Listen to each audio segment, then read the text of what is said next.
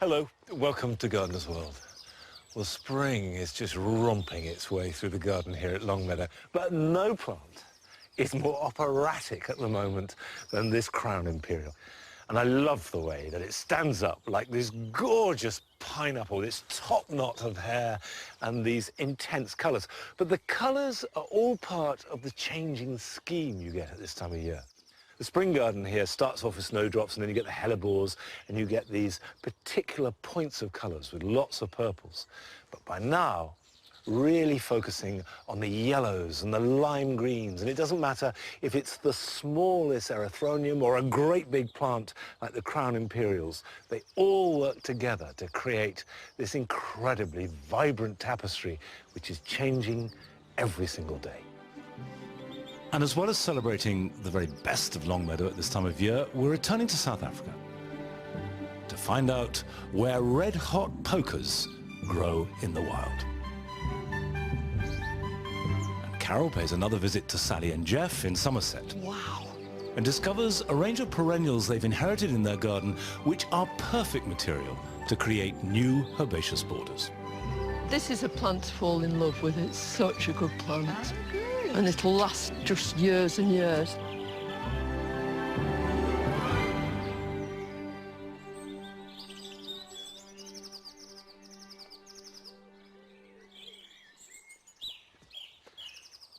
The grass borders have been mulched with pine bark. I've not used pine bark as a mulch before, but the plan is to have something that does the job of suppressing weeds and keeping in moisture, but also is slightly lower in nutrients than the normal mushroom compost or garden compost I use, because you don't want things growing too exuberantly. If we have a warm, wet summer, we can get all kinds of fungal problems.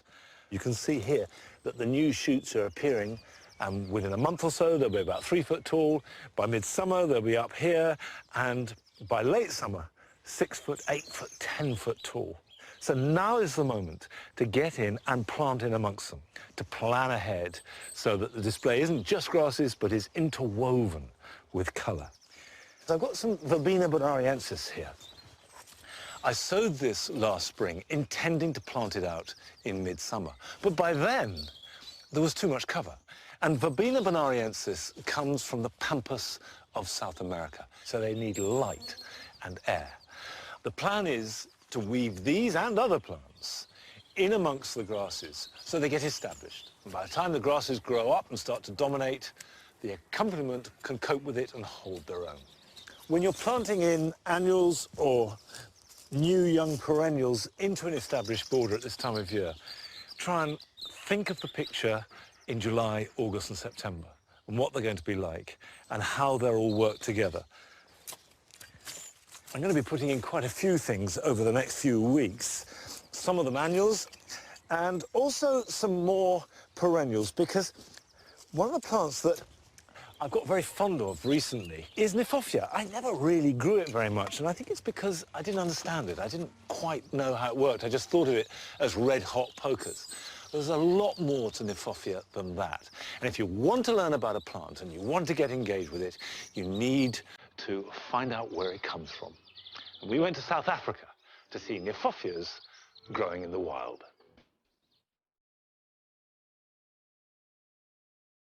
The vast and varied landscapes of South Africa have given British gardeners some of our best-loved plants. And of these, red-hot pokers are probably the most striking. Nyphofia is a large genus of about 70 species. Its magnificent flower heads are perfectly adapted to attract a wide range of South Africa's pollinators.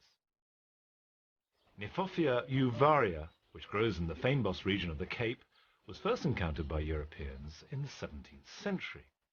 It is adapted to the hot, dry climate and sandy, acidic soils, conditions that are virtually impossible to replicate in Britain.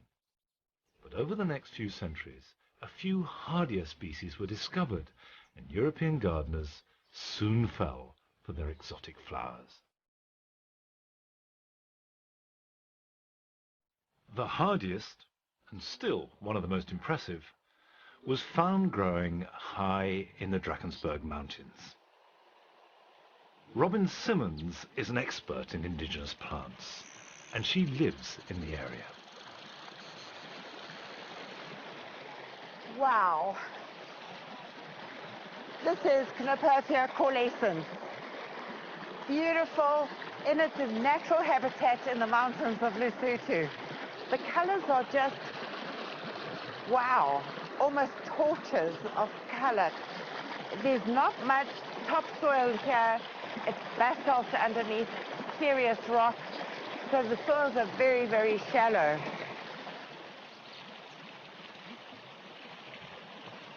Soil, look at the water. Very thick, very heavy. Still with a lot of humus in it. It's got to get its food from somewhere. It is always wet up here, it never dries, so well drained means nothing. We're at an altitude of 2,800, 2,900 meters above sea level. It would get down to, I would imagine, sort of -18, -20. To survive with these conditions, you're really special. Really special. Coalescens was one of only a handful of Nyphofia species to make the perilous voyage to Europe. Gardeners fell in love with these unusual plants, and extensive breeding programs quickly got underway, and from only 4 or 5 species, breeders set about creating every single garden hybrid that's available today. Because of this early triumph in breeding from a small number of plants, the majority of Nyphofia species remained undiscovered in the wild until recently.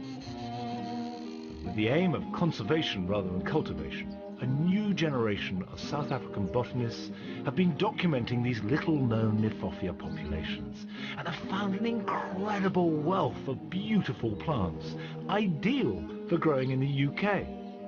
Robin knows these plants intimately.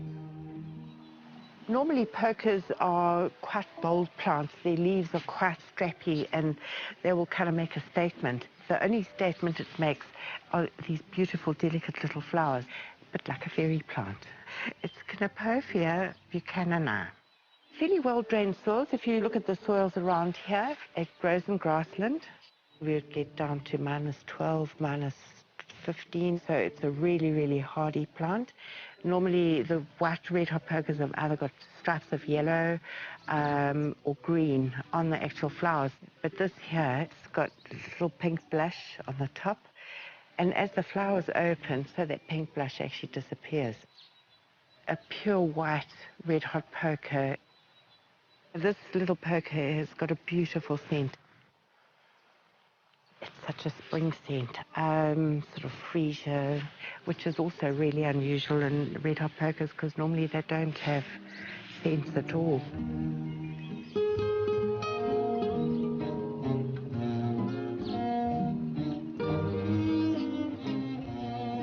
Here we have Nyphofia echipensis, different to the buchanani.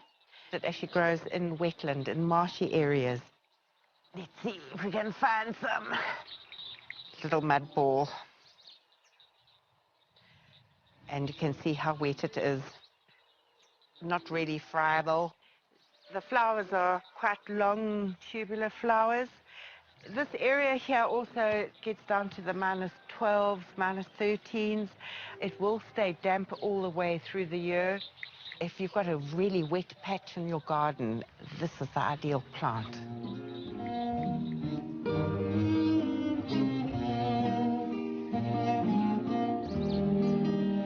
Here we have Nyphofia laxiflora. It looks like a little bit like a hedgehog. Kind of versatile, which is actually really special.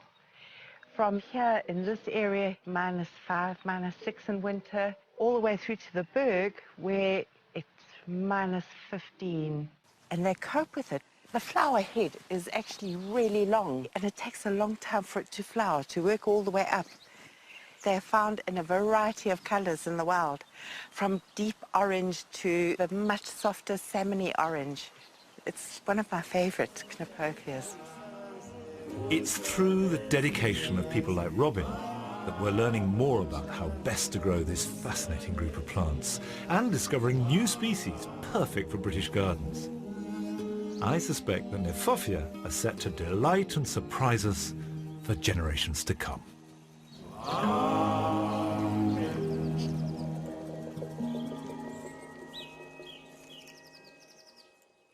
In fact, new varieties of Nyphofia are coming on all the time. They're very easy to hybridize. They grow well from seed. So we can expect that there will be an increasing amount for us to use. Now, I'm going to add a few here into the grass borders. I've got here a Nyphofia called Tawny King, and it will grow to about 4 foot tall, and it's got apricot tones. Now, apricot is one of those colours that you're always looking for in a garden and don't often find. It's really hard to get a good apricot. It will grow best in slightly heavy soil. You can see nice fleshy roots in there. I like the fact that Nyphofia, which is an awkward word, not an easy word to say, in fact is mispronounced. We should pronounce it Nyphofia, because it was named by Johann Hieronymus Nip. And we've managed to conflate that, so there's a f in the middle. Plant it not too deep, just at the level it is in the pot, close enough to the front so I can see through, but set back so it'll give some height, and I'm looking for a final height about like that.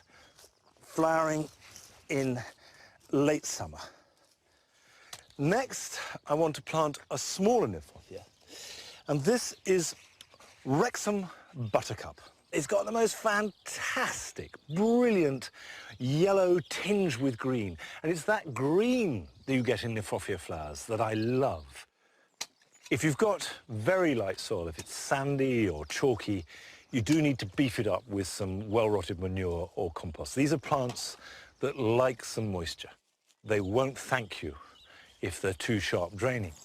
Having said that, my third Nyphofia I'm going to plant, which is called Little Maid, which has got ivory, sort of cream flowers, and is only a couple of feet tall. This one does like drainage. It's an exception to the rule. I'm going to put this up front, and that's why I've got some grit, because I'm going to put some grit underneath it. So I'll pop that there on top of the grit, soil back around it. Nyphofias do like sunshine, so make sure that they get full sun for at least half the day. And we should be seeing these flower from July and then on through into early autumn. Come on, Nigel. A biscuit? Come on.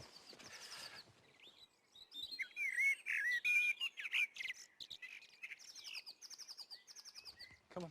Come on, Nigel. Last autumn, I planted these narcissi flanking the path, which this is a long walk that splits the garden down the middle. And there are two varieties. There's Martinet, which has got the orangey centre, and there's Trevithian, which is a pure buttercup yellow. But they're very tall. I've chosen for their height. They've got a fragrance, and because they're tall and the heads are quite small, there's a certain amount of elegance that goes with this big hit of yellow colour.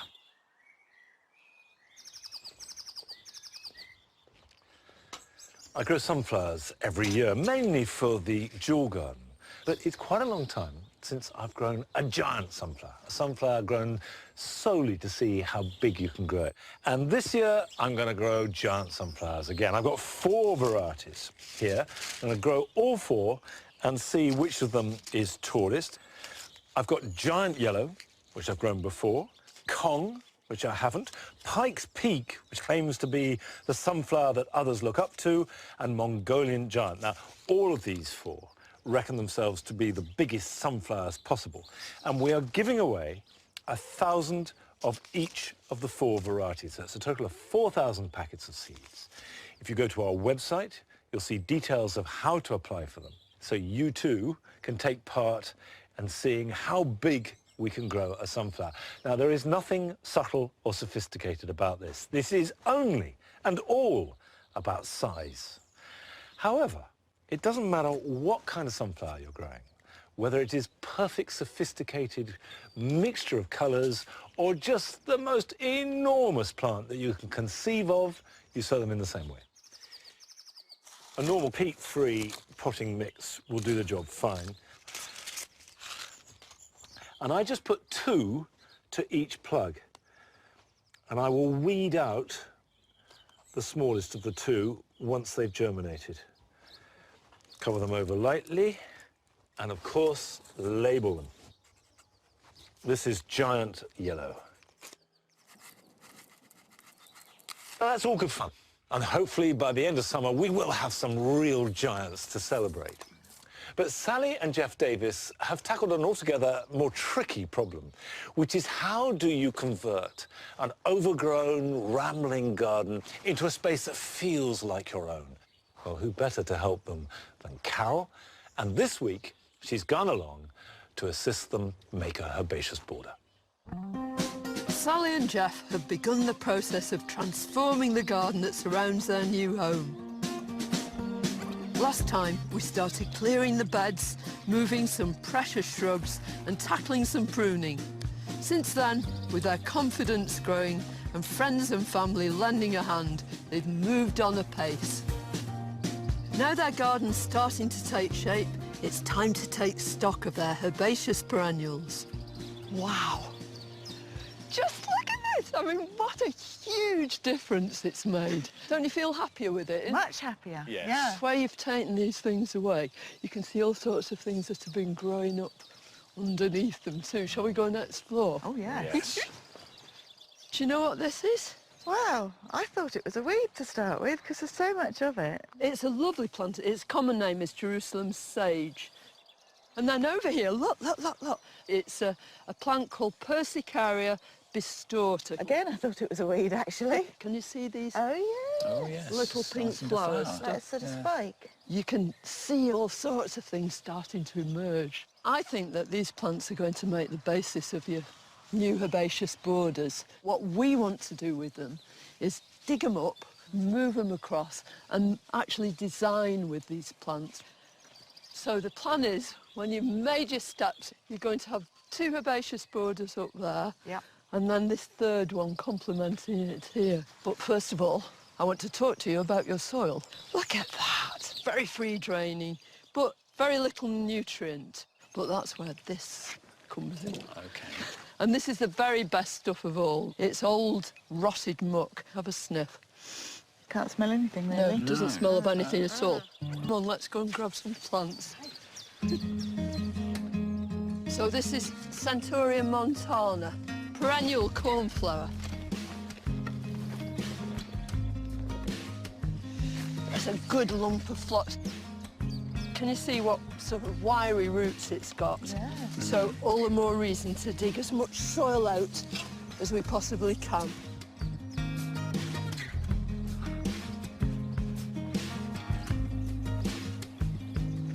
So we've got a nice lot, haven't we? We have. Are we able to make more than one plant? I hope we're going to make at least half a dozen. So how Easy do we do peasy. that? 2 forks about the same size, back to back, and just use them as a kind of fulcrum. They'll come apart like that. When you're dividing perennials, you've got to make sure that they're weed-free when you replant them. There's the old root. Can you Oh, see? yes, yes. You can discard that. What you're interested in is all these little fine fibrous roots, because they're all feeding roots. There we go. Now, the exception to all these things is this iris. They'll make a great big rhizome down the middle, and then all these little ones, these baby ones, off it. Okay. And these are the pieces you want. But this is old now and unproductive, so you can just snap. Because this is the bit you're interested in with these new roots Oh, I here. see, with the roots.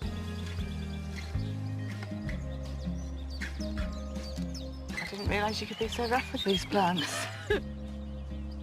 So let's leave the weeds behind and move our ingredients onto the path. Right. And then we can get planting and designing. Now, this is the exciting part. So rather than lots of separate blobs, and one of this and one of that and one, let's plant them so they make great big sort of swathes. Now this, because it likes sunshine, your iris, that's south, isn't it? It Jeff? is, yeah. So I think these really ought to go here.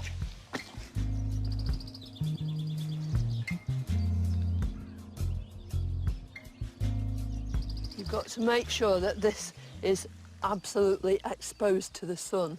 And what you do is dig 2 little trenches, so in between them is a ridge. And you face your whole rhizome south, and then you put your roots down on either side. You want to think about contrasting foliage too. Right. How about flocks?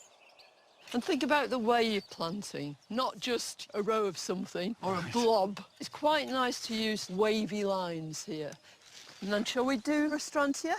This is a plant to fall in love with. It's such a good plant. Oh, good. And it'll last just years and years. Yeah. Right, what's next? What could be better than Alchemilla? So these are quite short, aren't they? Yeah, not so high that it blocks your view. They're very see-through too. Oh, lovely.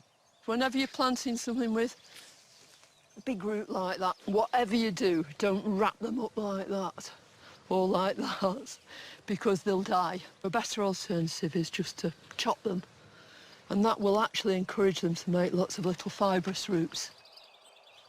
Shall we have some of that Centaurea in? It's great that it was already here and we haven't had to buy any of these, isn't it? Exactly. Using these simple principles, Sally and Jeff should be able to carry on creating their flower beds ready for summer. I'd never have thought we'd have got so many plants just out of the garden. Yeah, superb, isn't it? All it costs is a bit of effort. Yeah. Next time I'm here, we'll tackle the jewel in their garden's crown, the pond.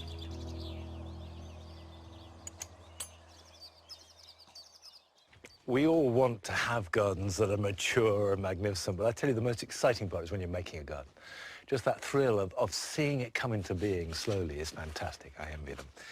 Now, my garden, which is mature, it's 25 years old now. You would think that I got used to doing the jobs when they needed doing. Well, you couldn't be further from the truth. Like everybody else, I've got bits of the garden which are completely chaotic and out of control. There's a good example here. This rose is a climber called Madame Gregoire Steichelin. This one, for no good reason at all, I haven't touched for a couple of years. I can't really think why. No excuses, I just haven't done it. However, if you've got a climbing rose that's out of control, it's not too late to do something about it now. And what I want to try and create is a system where you have 3 arching stems going out and then the side shoots, which bear the flowers, growing as vertically as possible. And actually you can see it on this one very clear. I'm going to put some gloves on because I'm fed up of being spiked by the thorns. Oh, there we go. Okay. Vertical growth is stronger than horizontal growth. So the idea is to train your main structural growth at 45 degrees and horizontally, and let these side shoots be as upright as possible. And you'll get more of them, they'll grow stronger, and you'll have more flowers as a result. So that's the basic principle. So at this stage of the year, we don't want to do any radical pruning. That can happen later in autumn. But what we can do is train it in so we get nice horizontal strong sections and then cut away anything that won't fit that pattern. What I want to do is try and get this as horizontal as I can without damaging the side shoots.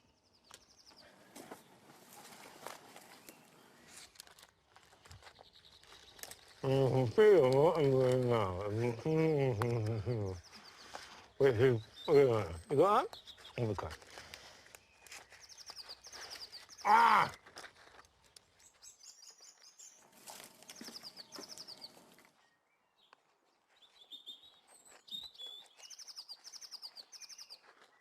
So we've got that slightly under control.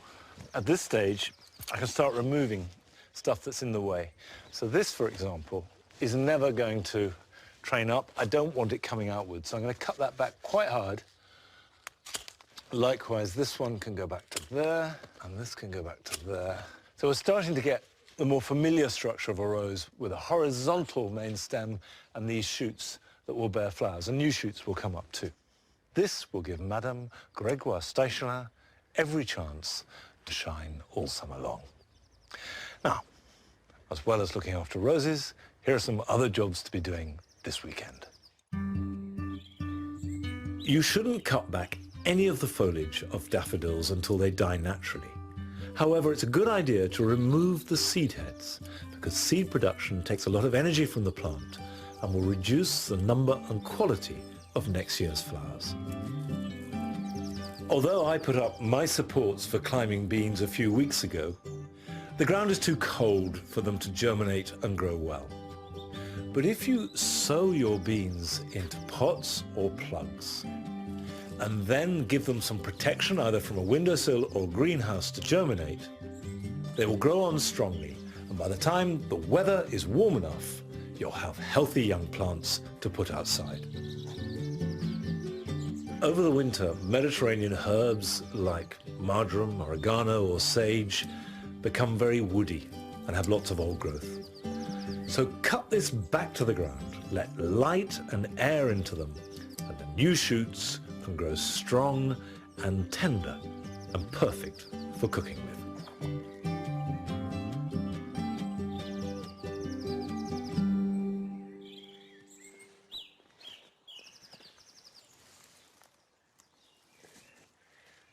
This is the first outdoor batch of salad leaves. I've had it growing in the greenhouse all winter. But what's exciting is now the weather's warming up, we're starting to harvest them. So you get this cycle of fresh salads every day. And as I'm harvesting these, I've sown more. So throughout the year, succession is the key. And there's as much pleasure from seeing these come through with all their different colours and shapes and tastes, of course, as anything else. No pleasure from the box hedges, which are looking pretty sad, and that's to do with box blight. But what's inside them, very happy with.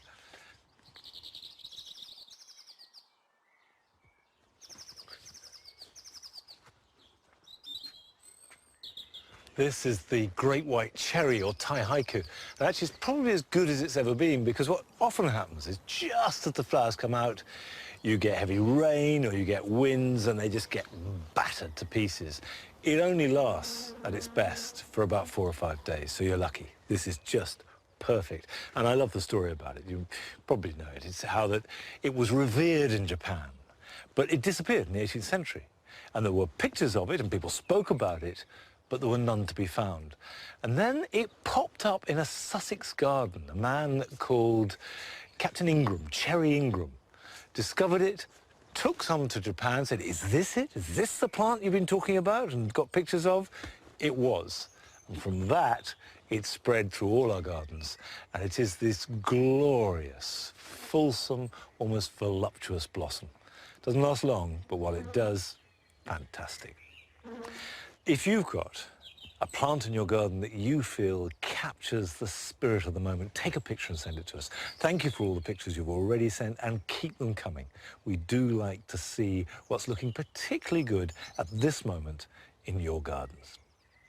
Now, we shan't be here next week, but we're back in a fortnight's time at the RHS Malvern Spring Festival. So I'll see you there. Till then, bye-bye.